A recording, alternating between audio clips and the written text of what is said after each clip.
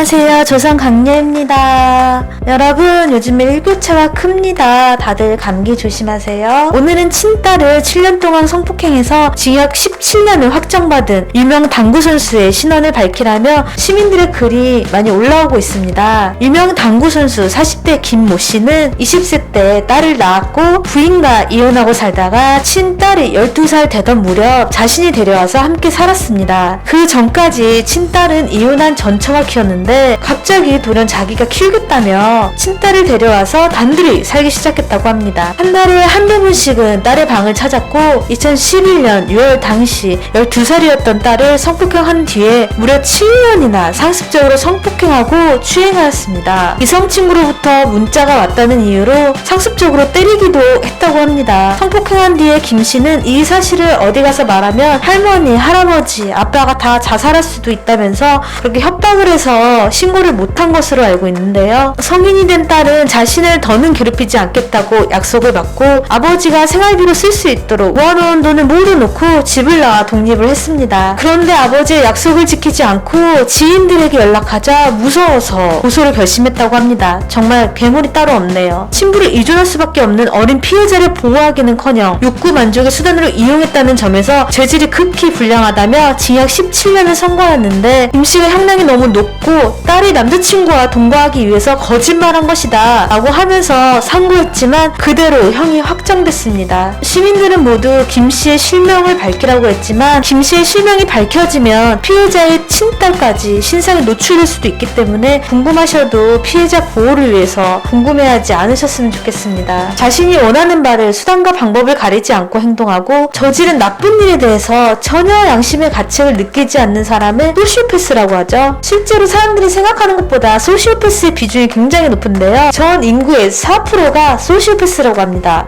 이 사람들 특징이 죄책감 없이 지속적으로 나쁜 짓을 저지르는 건 물론이고 본인의 죄를 남에게 누명 씌운다는 거예요. 자기 잘못은 하나도 없다고 말합니다. 주변에 죄책감 없이 나쁜 짓을 지속적으로 저지르고 남에게 누명을 씌우는 사람이 있다면 엮이지 말고 바로 피하셔야 합니다. 그런 사람들은 주변인들에게 꼭 피해를 주게 돼 있더라고요. 당구 선수 김 씨도 딸이 남자친구와 동거하기 위해서 거짓말하는 거다 라면서 딸에게 누명 씌우라고 했는데요. 저는 여기서 또 한 사람이 생각나더라고요. 조국이 저지른 입시 비리를 문제는 MB 정부가 만든 현재 대입제도의 탓이라면서 젊은 세대에 상처를 준 입시 제도를 재정비하겠다 라고 조국 논란에 대해서 처음 입을 열었습니다. 공정하지 않은 입시 제도가 하루 이틀 있었던 것도 아니고 문재인 후보 시절에 수시를 줄이겠다고 했는데 정작 본인은 수시가 뭔지도 모르는 듯이 대화를 해서 유체 이탈 합법이 화두에 오르기도 했었습니다. 대입제도가 어떻게 돌아가는지 모르는 사람이 무슨 정비를 하겠다고 하는 건지 어쨌든 이해가 잘 안 되지만 일단 알겠습니다.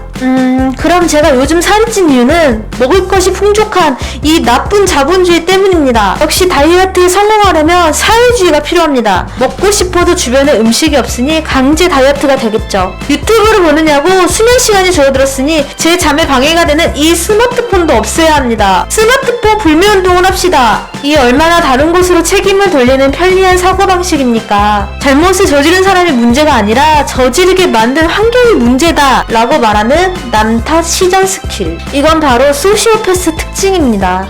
물론 현 대입제도도 문제점이 많지만 일단 저지른 책임은 지고 외양간 고치세요. 오늘도 영상 봐주셔서 감사하고 행복한 하루 되세요.